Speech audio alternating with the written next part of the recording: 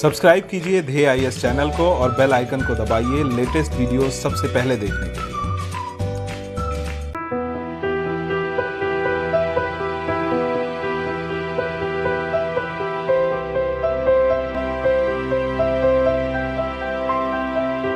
नमस्कार, मैं सुनील वर्मा ध्येय आईएएस टीम की ओर से आपका स्वागत करता हूं ध्येय टीवी पर। हम बात करेंगे डेली करंट अफेयर्स के एक खास सेगमेंट जिसका नाम है साप्ताहिक एमसीक्यू।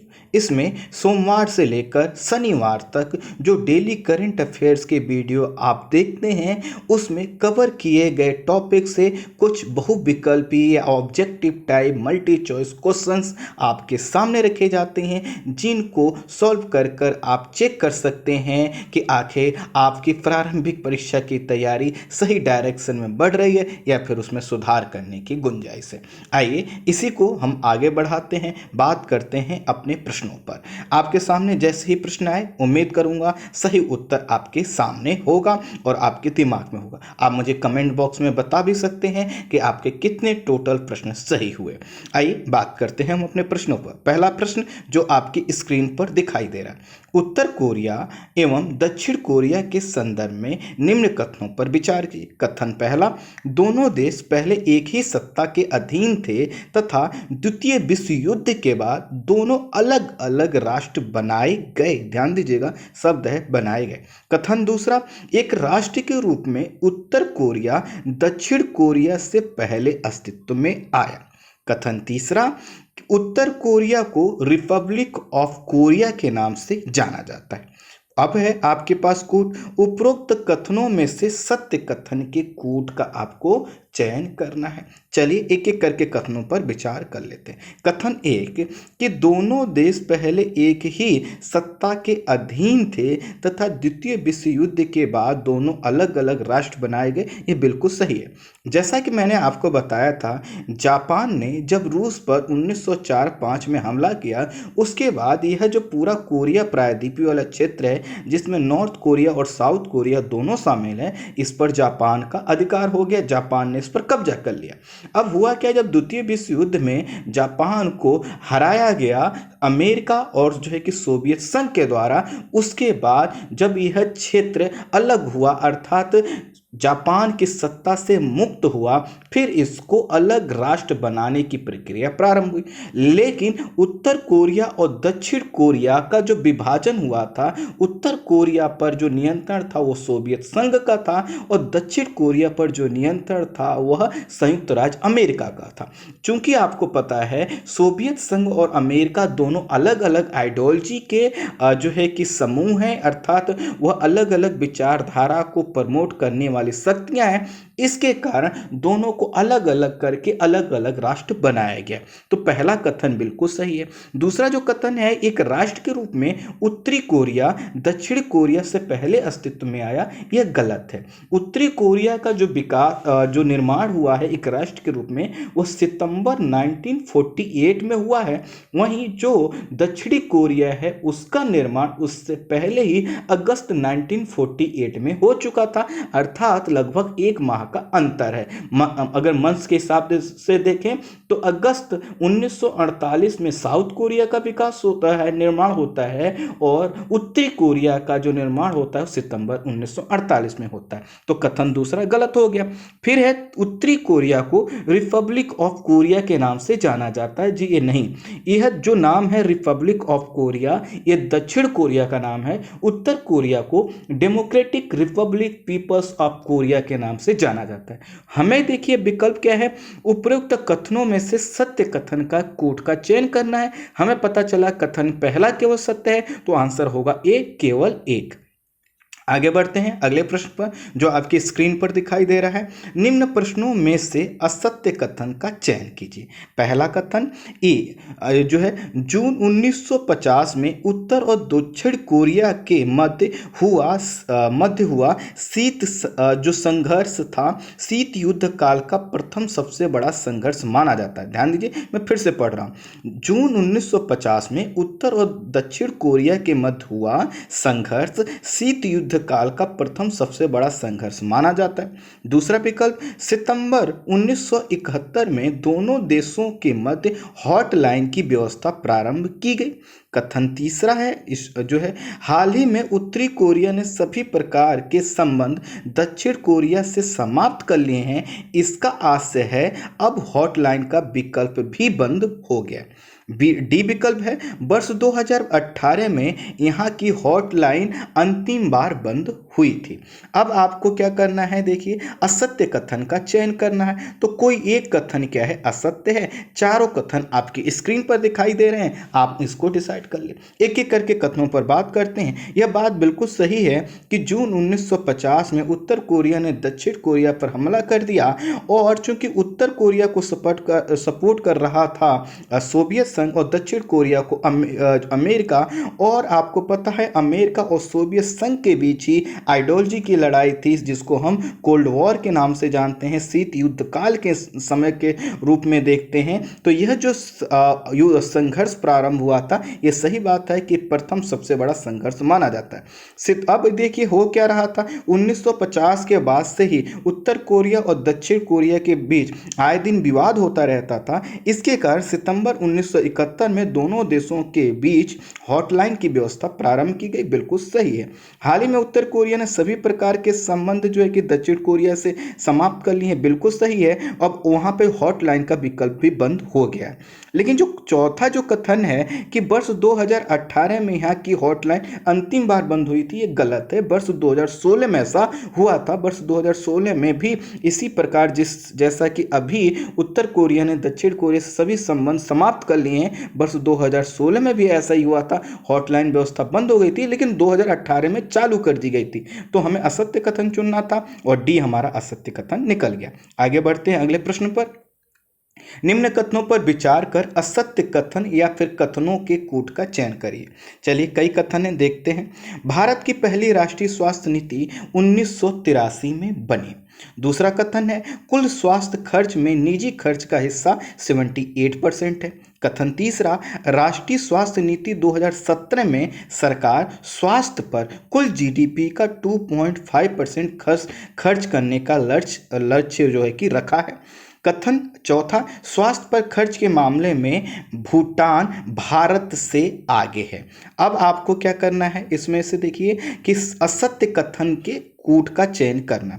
अब देखिए कौन से कथन असत्य हैं, एक एक करके कथनों पर विचार करते हैं। भारत की पहली राष्ट्रीय स्वास्थ्य नीति 1983 में बनी थी, ये बिल्कुल सही है। अभी जो बनी है 2017 में बनी है, जो कि तीसरी है। तो पहली राष्ट्रीय स्वास्थ्य नीति 1983 के बिल्कुल सही है। कुल स्वास्थ्य खर्च में निजी खर्च का हिस्सा वर्तमान समय में लगभग 78% है, बिल्कुल सही है। और जो राष्ट्रीय स्वास्थ्य नीति जो तीसरी है 2017 में बनी है, उसमें कहा गया है कि जीडीपी का हम जो है कि 2.5% खर्च करेंगे, ये बिल्कुल सही है। स्वास्थ्य पर खर्च के मामले में भूटान भारत से आगे है, अर्थात जीडीपी के रेशियो में अगर देखें तो भूटान भारत से बिल्कुल आगे है। हमें चुनना है असत्य कथनों का विकल्प, तो यहाँ पे कोई असत्य कथन नहीं मिले, इसलिए आंसर होगा हमारा डी। आगे बढ़ते हैं अगले प्रश्न पर। ईपीआई के संदर्भ में निम्नलिखित कथनों पर आपको विचार करना है। विचार कर सत्य कथन के कूट का चयन करना है। अब देखिए कौन कौन से कथन सत्य मिलते हैं। कथन पहला, इसे WEF के सहयोग से येल विश्वविद्यालय तथा कोलंबिया विश्वविद्यालय द्वारा संयुक्त रूप से विकसित किया जाता है। आपको पता होगा ये जो है कि आपका EPI क्या है। कथन दो, इसमें centre for environment law and policy तथा सेंटर फॉर इंटरनेशनल नेटवर्क का महत्वपूर्ण योगदान है। कथन 3, प्रत्येक वर्ष प्रकाशित इस रिपोर्ट में महाद्वीपों का तुलनात्मक अध्ययन होता है। कथन 4, हाल ही में प्रकाशित इस रिपोर्ट में भारत का स्थान 180 देशों की सूची में 177वां है, 177 है। अब क्या करना है, देखिए आपको चुनना है सत्य कथन के कूट का चयन करना। एक एक कर हम बात करते हैं। EPI अर्थात इन्वायरमेंट परफॉर्मेंस इंडेक्स, अर्थात हम इन्वायरमेंट के क्षेत्र में क्या कर रहे हैं इसको लेकर यह इंडेक्स जारी किया जाता है। तो ये सही बात है। वर्ल्ड इकोनॉमिक फोरम जिसको WEF INF के नाम से भी जानते हैं, के सहयोग से येल विश्वविद्यालय और कोलंबिया विश्वविद्यालय द्वारा संयुक्त रूप से जारी किया जाता है, विकसित किया जाता है। कथन पहला सही है। इसमें centre for environment law and policy जो कि येल विश्वविद्यालय से संबंधित है, तथा सेंटर फॉर इंटरनेशनल नेटवर्क जो कि कोलंबिया विश्वविद्यालय से संबंधित है, दोनों का महत्वपूर्ण योगदान है, बिल्कुल सही है। कथन तीसरा जो है, प्रत्येक वर्ष प्रकाशित इस रिपोर्ट में, पहली बात तो ये प्रत्येक वर्ष प्रकाशित नहीं होती, यह 2 वर्ष के अंतराल पर होती है। 2016 में आई थी, 2018 में, अब 2020 में ये रिपोर्ट्स आई थी। वर्ष 2016 में जब आई थी तो हमने 144 स्थान प्राप्त किया था, 144 था। उसके बाद जब रिपोर्ट आई तो हमने जो है कि 177 स्थान प्राप्त किया था, और अब जो है कि 168 पोजीशन में प्राप्त की है। तो ये जो है कथन तीसरा ये गलत है, प्रत्येक वर्ष नहीं होती, 2 वर्ष के बाद में ही आती है। और महाद्वीपों का तुलनात्मक अध्ययन इसमें नहीं होता, देशों का तुलनात्मक अध्ययन इसमें होता है। कथन चौथा, हाल ही में प्रकाशित इस रिपोर्ट में भारत को 180 देशों की सूची में जो है कि 177वां स्थान नहीं प्राप्त हुआ, 168 पोजीशन इसको प्राप्त हुआ है। 177वां में जो है कि जो प्राप्त हुआ था वो लास्ट टाइम अर्थात 2018 में प्राप्त हुआ था। तो कुल मिलाकर हमें चुनना है कि असत्य कथनों का विकल्प का चयन करना है। देखिए, आपको सत्य कथनों के कूट का चयन करना, ना कि असत्य। तो सत्य कथन हमें पहला और दूसरा हमको मिले तो 1 और 2 जो है कि हमारा ये जो आंसर होगा वह सही आंसर होगा। आगे बढ़ते हैं। हाल ही में प्रकाशित जो है किसके आधार पर, अच्छा, हाल ही में प्रकाशित जो है कि EPI के संदर्भ में, ध्यान दीजिएगा, जो अभी हमने EPI डिस्कस किया इसी के संदर्भ में, अर्थात इन्वायरमेंट परफॉर्मेंस इंडेक्स के संदर्भ में किसके आधार पर देशों की, अर्थात यहाँ पे थोड़ा सा टाइपिंग एरर है, ध्यान दीजिएगा। हाल ही में प्रकाशित EPI में किसके आधार पर देशों की रैंकिंग तय की गई है? इन कारकों को दिए गए महत्व जो कि परसेंट में के आधार पर घटते क्रम में लगाई। प्रश्न को थोड़ा सा टाइपिंग एरर है तो आसान कर देता हूं कि जो EPI अर्थात इन्वायरमेंट परफॉर्मेंस इंडेक्स बनाया जाता है तो उसमें कई कारक होते हैं, 11 कारक होते हैं। तो हर कारक को अलग अलग परसेंटेज के आधार पर वेटेज दिया गया है। तो सबसे ज़्यादा से कम की ओर बढ़ना है और सीक्वेंस खराब नहीं होना चाहिए, उसके आधार पर हमें तय करना है। तो देखिए, इसमें जलवायु परिवर्तन पहला विकल्प देखें, जलवायु परिवर्तन, वायु गुणवत्ता, जैव विविधता और आवास और स्वच्छता और पेयजल। इसका आंसर मैं बता देता हूं, यह प्रश्न थोड़ा सा ज़्यादा ही टफ है। इसका जो आंसर है बी है, अर्थात सबसे जो देखिए, अगर यह जो EPI तय किया जाता है इसमें सबसे ज़्यादा योगदान जो होता है वो होता है जलवायु परिवर्तन का।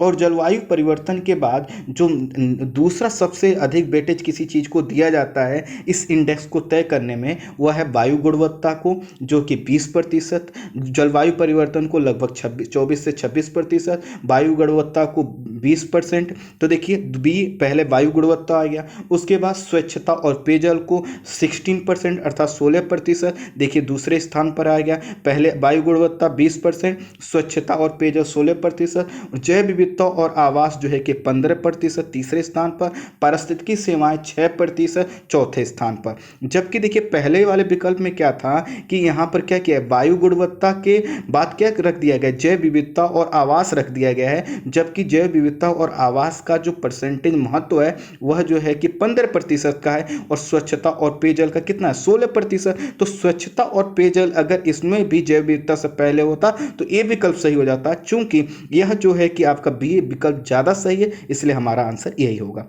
आगे बढ़ते हैं। भारतीय विदेशी मुद्रा भंडार के संदर्भ में असत्य कथन का चयन कीजिए।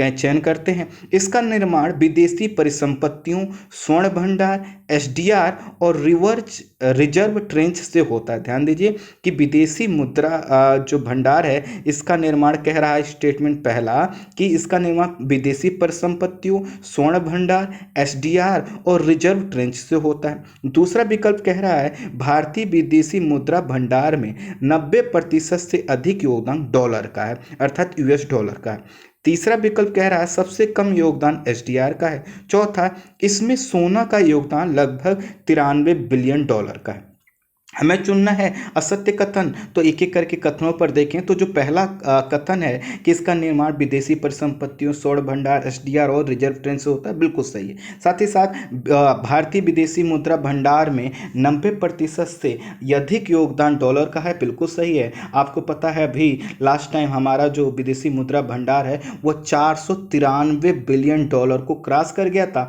और इसमें से 455 बिलियन डॉलर सिर्फ और सिर्फ डॉलर है, अर्थात विदेशी मुद्रा के रूप में यूएस डॉलर की करेंसी है। तो बिल्कुल सही है 90% वाली बात। सबसे कम योगदान एसडीआर का है, बिल्कुल सही है कि हमारा जो 493 बिलियन डॉलर का रिजर्व है फॉरेन करेंसी का, इसमें एसडीआर का जो योगदान है 1.43 बिलियन है, जो कि सबसे कम है। और चौथा जो विकल्प है इसमें सोना का योगदान 93 बिलियन डॉलर है, ये गलत है, 93 नहीं है, ये काफ़ी कम है। तो यह जो चौथा विकल्प है गलत हो गया, हमें चुनना था असत्य कथन। तो हमारा डी क्या हो जाएगा, असत्य कथन होगा। आगे बढ़ते हैं। केरल के संदर्भ में निम्नलिखित कथनों पर अब आपको विचार करना है।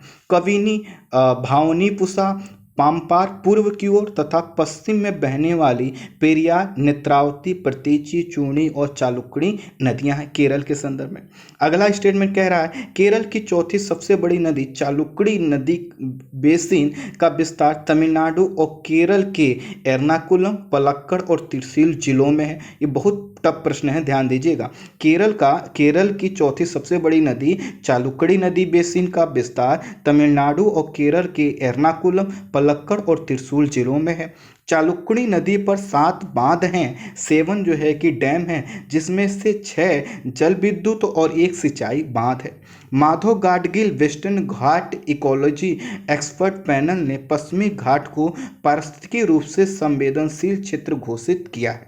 उपरोक्त में से असत्य कथन का आपको क्या करना है, चयन करना है। तो अगर आपको पता है तो इसका कोई भी कथन असत्य नहीं है, अर्थात आंसर होगा डी। कैसे नहीं है, देखिए जो नदियां हैं मैंने बताया था कि केरल में 44 नदियां हैं, 41 जो है कि पश्चिम की ओर, 3 जो है कि पूरब की ओर प्रवाहित होती हैं। जो पश्चिम की ओर प्रवाहित होने वाली नदी है इसमें चालुक्णी नदी जो है कि चौथी सबसे बड़ी नदी है, और इसका जो बेसिन का विस्तार है तमिलनाडु और केरला दोनों में है। और मैंने जिलों का नाम भी बताया था। क्योंकि इस पर जो है कि अभी एक प्रोजेक्ट बनाया जा रहा है, लेकिन इसका विरोध इसलिए किया जा रहा है कि पहले से इस पर 7 बांध ऑलरेडी बने हुए हैं, जिसमें से 6 जल विद्युत और 1 सिंचाई से संबंधित है। इसलिए यहाँ का इकोलॉजी और यहाँ का भूस्थैतिक कंडीशन जो है कि चेंज हो सकती है। माधव गाडगिल वेस्टर्न घाट इकोलॉजी एक्सपर्ट ने पश्चिमी घाट को संवेदनशील क्षेत्र के रूप में घोषित किया। ये बिल्कुल सही है, अर्थात जितने भी कथन हैं सभी सही हैं। तो हमें असत्य कथन चुनना था, कोई नहीं मिला असत्य कथन, तो आंसर होगा डी। आगे बढ़ते हैं। अतिरापल्ली जल विद्युत परियोजना के संदर्भ में निम्नलिखित कथनों पर अब आपको विचार करना है। 1982 में सर्वप्रथम इसे केरल के त्रिशूल जिले में चालुक्णी नदी पर इसे प्रस्तावित किया गया होगा, आपको पता होगा। यह 311 मीटर लंबा और 23 मीटर ऊंचे एक बांध से निर्मित होगा, जिससे 163 मेगावाट बिजली का उत्पादन किया जा सकेगा। तीसरा स्टेटमेंट, इसके तहत 138 हेक्टेयर वन केरल राज्य विद्युत बोर्ड को हस्तांतरित किया जाना है, जिससे कादर जनजाति का विस्थापन होगा और लाखों लोगों को पानी की आपूर्ति बाधित होगी। चौथा है, परियोजना क्षेत्र में अथिरापल्ली और बझांचल झरना आते हैं। उपयुक्त में से सत्य कथन के विकल्प का आपको क्या करना है, चयन करना है। तो इसके जो विकल्प है ए 1, 2, 3, 4 अर्थात सभी कथन सत्य हैं, बिल्कुल सही है। आपको पता है कि चालुक्णी नदी पर हमने बताया था कि सबसे पहले 1979 पर यह विचार आया था कि इसको बनाया जाएगा डैम, लेकिन प्रस्ताव KSEB अर्थात केरला स्टेट इलेक्ट्रिसिटी बोर्ड के द्वारा 1982 में प्रस्तुत किया गया, बिल्कुल सही है। इसमें 23 मीटर ऊंचा और 311 मीटर लंबा बांध का विकास करके 163 मेगावाट बिजली बनाया जाना, ये भी सही है। और इसका विरोध एक बड़ी मात्रा में इस वजह से भी हो रहा है कि हमारा जो 138.6 हेक्टेयर वन केरल, यह जो है कि इस परियोजना की भेंट चढ़ जाएगा, जिससे कादर लोगों की जो यहाँ की जनजाति है उनका विस्थापन होगा, लोगों को पानी के पीने की समस्या आएगी, और साथ ही साथ यहाँ पे जो झरने हैं इनके भी प्रभावित होने की संभावना। तो उपयुक्त में से सत्य कथन के विकल्प का चयन करें तो हमारा आंसर होगा ए। आगे बढ़ते हैं। एशियाई शेरों के विषय में निम्नलिखित कथनों पर विचार कीजिए और असत्य कथन वाले विकल्प का चयन कीजिए। आप चयन कीजिए असत्य कथन वाले को। पहला है 1936 में जूनागढ़ के नवाब द्वारा पहली बार जनगणना कराई गई। वहीं 1965 से प्रत्येक 5 वर्ष पर वन विभाग द्वारा जनगणना की जाती है। कथन 2, एशियाई शेर का वैज्ञानिक नाम पैंथेरा लियो पर्सिका है, जिसका 250 से लेकर 300 सेंटीमीटर की लंबा शरीर होता है। अर्थात एशियाई शेर के संदर्भ में कहा जा रहा है कि इसकी लंबाई 250 से लेकर 300 सेंटीमीटर होती है। गिर राष्ट्रीय उद्यान जूनागढ़ जिले के लगभग 1400 वर्ग किलोमीटर क्षेत्र के अलावा अमरेली तथा भावनगर जिलों के संरक्षित क्षेत्रों में यह पाए जाते हैं। आगे बढ़ते हैं। एशियाई शेरों को भारतीय वन्य जीव संरक्षण अधिनियम 1972 की अनुसूची 1 में और IUCN की रेड लिस्ट में क्रिटिकल इंडेंजर्ड कैटेगरी में रखा गया है। अब आपको चुनना है इसमें से असत्य कथन विकल्प का चयन करना है। तो असत्य कथन यही है, लास्ट वाला डी जो है। आपको पता है कि यह IUCN की रेड लिस्ट में इंडेंजर्ड कैटेगरी में है, ना कि क्रिटिकल इंडेंजर्ड। क्रिटिकल इंडेंजर्ड का मतलब है कि अब यह विलुप्त होने वाली हैं, लेकिन इसको अभी इसमें नहीं डाला गया, इंडेंजर्ड कैटेगरी में है। बिल्कुल जो है कि यह सही होता अगर केवल यहाँ पर क्रिटिकल शब्द नहीं होता, तो यह स्टेटमेंट गलत हो गया। बाकी ये सही बात है कि 1936 में जूनागढ़ के जो नवाब थे उन्होंने पहली बार इसकी जनगणना कराई थी। इनकी जो लंबाई होती है वो 250 से लेकर 300 सेंटीमीटर होती है। गिर राष्ट्रीय उद्यान का क्षेत्र जो है वहाँ पर यह ज़्यादा पाए जाते हैं, इसका विस्तार बताया गया। ये सब सही है। कुल मिलाकर यह चौथा जो विकल्प है इसमें शब्द जोड़ दिया गया है इंडेंजर्ड के आगे क्रिटिकल, इसी से गलत हो गया, नहीं तो ये भी स्टेटमेंट क्या हो जाता, सही होता। आगे बढ़ते हैं। असम आग के संदर्भ में निम्नलिखित कथनों पर विचार कीजिए।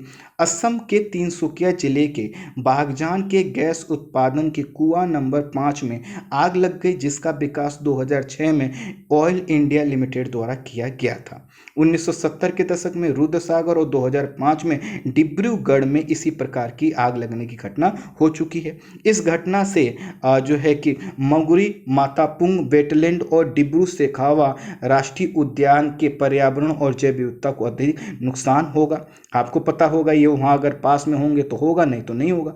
बागजान के कुआं संख्या 5 से 4000 मीटर की गहराई में प्रतिदिन 90,000 स्टैंडर्ड क्यूबिक मीटर गैस का उत्पादन किया जा रहा था। उपरोक्त कथनों में से सत्य कथन के विकल्प का आपको चयन करना है। चलिए एक एक करके जो है कि कथनों को आप जो है कि चयन कर लीजिए। तो इसमें देखिए क्या है कि पहला जो है कि असम के तिनसुकिया जिले में जो बागजान के गैस उत्पादन के कुआं नंबर 5 में यह घटना हुई है, दुर्घटना हुई है, अभी भी वहाँ पे आग लगी हुई है, बिल्कुल सही है। ऑयल इंडिया लिमिटेड ने 2006 में प्रारंभ किया था, ये इसका उत्पादन बिल्कुल सही है। और 1970 के दशक में रुद्रसागर में, 2005 में डिब्रूगढ़ में इसी प्रकार की आग लग चुकी है। इससे पता चलता है कि इस प्रकार की आग पहले भी लगती हैं, लेकिन हमने ज़्यादा ध्यान नहीं दिया। ये जो वेटलैंड है ये, और साथ ही साथ डिब्रू सेखावा राष्ट्रीय उद्यान है, पास में ही है, बहुत ही पास में है। इसके कारण यहाँ के न सिर्फ पर्यावरण बल्कि जैव विविधता को नुकसान हो रहा है, जीवों की मृत्यु वहाँ पर हो रही है। और साथ ही साथ यहाँ पर 90,000 स्टैंडर्ड क्यूबिक मीटर गैस का उत्पादन किया जा रहा था, ये बिल्कुल सही है। और उसी में सर्विस के दौरान ये घटना हुई है। उपरोक्त में से सत्य कथन के विकल्प का चयन करें तो आंसर होगा आपका ए, सभी कथन क्या है, उपरोक्त सभी। आगे बढ़ते हैं और वह है अगले प्रश्न की जो कि आपके स्क्रीन पर दिखाई दे रहा है, और वह है ODR के संदर्भ में निम्नलिखित कथनों पर विचार कीजिए। ODR यहाँ पे टाइपिंग एरर है, सही करके आपको PDF दे देंगे हम। ODR के संदर्भ में निम्नलिखित कथनों पर विचार कीजिए। कथन 1, छोटे और मध्यम विवादों को मध्यस्थता तथा बातचीत के माध्यम से समाधान करने के लिए डिजिटल तकनीकी का प्रयोग कर वैकल्पिक विवाद समाधान की प्रक्रिया को ODR के नाम से जानते हैं। आप समझ पाए होंगे, बहुत बड़ा स्टेटमेंट लिखा है। इसमें कुल मिलाकर ये लिखा गया है कि इसमें मध्यस्थता और बातचीत के माध्यम से डिजिटल जो तकनीकी होती है, अर्थात फ़ोन से, वीडियो कॉलिंग से, इसका प्रयोग करके जो है कि वैकल्पिक न्याय की एक व्यवस्था स्थापित जो की जाती है उसी को ODR के नाम से जाना जाता है। दूसरा कथन, ODR प्रक्रिया से समय बचने, त्वरित न्याय प्राप्त करने और हर समय न्याय प्राप्त करने का यह प्रभावी विकल्प हो सकता है। बिल्कुल सही हो सकता है। जैसे इस समय कोर्ट वगैरह नहीं खुल रहे हैं तो ये चीज़ें हैं। खैर, नीति आयोग ने अभी आगामी ओमिडिया नेटवर्क और इंडिया के साथ मिलकर ODR को बढ़ाने के लिए एक वर्चुअल बैठक का आयोजन किया। और चौथा जो विकल्प है ओडीआर प्रक्रिया से न्यायालय निर्माण पर होने वाला खर्च और न्यायालय पर दबाव दोनों में कमी आएगी, जैसा कि तेलंगाना में हुआ है। अब देखिए आपको क्या करना है, इसमें से उपरोक्त में से सही कथनों के विकल्प का आपको क्या करना है, चयन करना है। तो चलिए कर लीजिए। अब एक एक करके कथनों पहले विचार कर लीजिए। जैसे कि पहला जो इसका डेफिनेशन लिखा हुआ है बिल्कुल सही है कि छोटे और मध्यम आकार के विवादों को डिजिटल टेक्नोलॉजी का यूज करते हुए हम जो है कि हमेशा न्याय प्रदान करने का प्रयास करेंगे, और ये बिल्कुल सही है। और साथ ही साथ इससे समय बचेगा, व्यक्ति को जल्दी न्याय प्राप्त होगा, और साथ ही साथ यह हमेशा इफेक्टिव रहेगा। जैसे लॉकडाउन में अभी कोर्ट कचहरी बंद होंगी, इस प्रकार नहीं होगा। नीति आयोग ने अभी जो है कि इस नेटवर्क के साथ मिलकर ये बातचीत को आगे बढ़ाया, बिल्कुल सही है। और इसमें जो चौथा कथन है कि ओडीआर प्रक्रिया से न्यायालय निर्माण पर होने वाला खर्च और न्यायालय पर दबाव दोनों में कमी आएगी, यहाँ तक तो ठीक है। लेकिन जैसा कि तेलंगाना में हुआ है, गलत हो गया है, यहाँ पे जानबूझ के इसको जोड़ दिया गया है। अर्थात अगर यहाँ पे यह कहा जाता है कि इसके वजह से न्यायालय पर दबाव और उस पर लगने वाला पैसा में कमी आएगी तो ठीक था, लेकिन जैसा तेलंगाना में हुआ ऐसा नहीं, ओडीआर अभी इफेक्टिव नहीं हुआ है। तो कुल मिलाकर आपको चुनना है, सही कथनों वाले विकल्प का चयन करना है। आंसर होगा बी। 1, 2, 3 कथन सत्य है, चौथा कथन गलत है तेलंगाना की वजह से। आगे बढ़ते हैं। एशियाई शेरों के विषय में असत्य कथन का आपको क्या करना है, चयन करना है।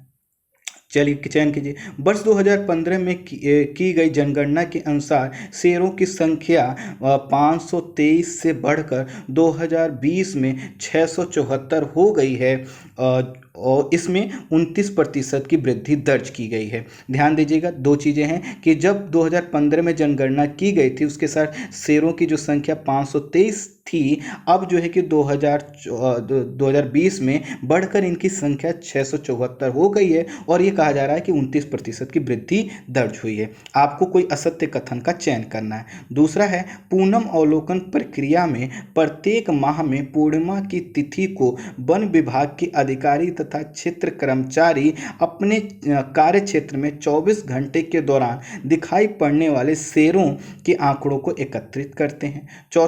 तीसरा कथन है कि शेरों का प्रवास क्षेत्रफल 2015 के 15,000 वर्ग किलोमीटर से बढ़कर 2020 में 30,000 वर्ग किलोमीटर हो गया है। चौथा है, 2020 की जनगणना पूनम अवलोकन नामक प्रक्रिया द्वारा किया गया है। अब आपके देखिए क्या है, असत्य कथन का आपको चयन करना है। तो कोई ना कोई कथन क्या है, असत्य है। कथन जो तीसरा है यही क्या है, असत्य है। कि देखिए इसमें कहा गया है कि शेरों का प्रवास क्षेत्रफल 2015 के, इसमें लिखा है 15,000, जबकि 15,000 नहीं है, ये 20,000 के स्थान पर अब जो है कि कहाँ कितना हो गया है, यह 30,000 हो गया है। 2020 की जनगणना जो हमने की है अभी, तो इसमें कहा गया है कि जिन क्षेत्रों में शेरों का प्रवास पहले 20,000 वर्ग किलोमीटर में होता था, अब वह 30,000 वर्ग किलोमीटर में होता है। तो यहाँ पर देखिए 20,000 की जगह 15,000 वर्ग किलोमीटर लिख दिया गया, इसके वजह से गलत हो गया। और बाकी जितनी चीज़ें हैं कि 2015 के अनुसार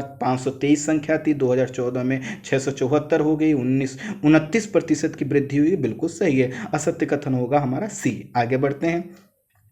अगला प्रश्न, भारत नेपाल के हालिया तनाव को ध्यान में रखते हुए निम्नलिखित कथनों पर विचार करें। अर्थात भारत नेपाल तनाव के संबंध में यह प्रश्न आपसे पूछा जा रहा है। अगले देखिए, पहला कथन है, भारत नेपाल के बीच 1850 किलोमीटर से अधिक लंबी सीमा उत्तराखंड, उत्तर प्रदेश, हिमाचल, बिहार और सिक्किम राज्यों से लगती है। कथन दूसरा, 1950 की भारत नेपाल शांति और मित्रता संधि द्वारा दोनों देशों के बीच मजबूत संबंधों का विकास प्रदान हुआ है, आधार प्रदान हुआ है, और साथ ही साथ वस्तुओं और लोगों के मुक्त आवाजाही का जो मार्ग सुनिश्चित हुआ है, उसके पीछे कारण है भारत नेपाल शांति और मित्रता संधि। यह दूसरा कथन कह रहा है। तीसरा है, भारतीय सेना के गोरखा रेजिमेंट में नेपाल के पहाड़ी क्षेत्र के युवा सेवा देते हैं, वहीं दोनों देशों की सेनाएं सूर्य किरण नामक संयुक्त सैन्य अभ्यास करती हैं।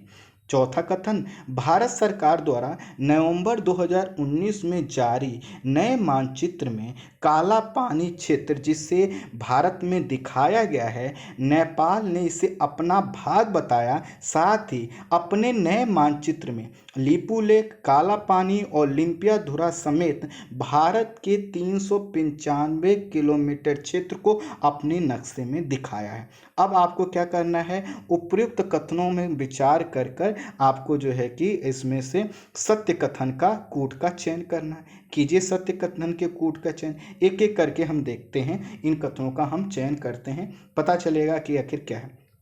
देखिए 1850 किलोमीटर से अधिक लंबी सीमा, एक चीज़ ध्यान दीजिए, उत्तराखंड से लगती है, उत्तर प्रदेश से लगती है, बिहार से लगती है, पश्चिम बंगाल से लगती है, सिक्किम से लगती है, लेकिन ध्यान दीजिएगा हिमाचल से यह नहीं लगती। पहला कथन क्या है, गलत है। उसके बाद जितना है कि 1950 में भारत नेपाल की शांति और मित्रता संधि के द्वारा ही वस्तुओं और लोगों की आवाजाही मुक्त होती है और इसमें कोई रोक टोक नहीं होती। और इसी का एक उदाहरण ये भी एक गोरखा रेजिमेंट के लोग हमारे यहाँ की सेना में भागीदार होते हैं।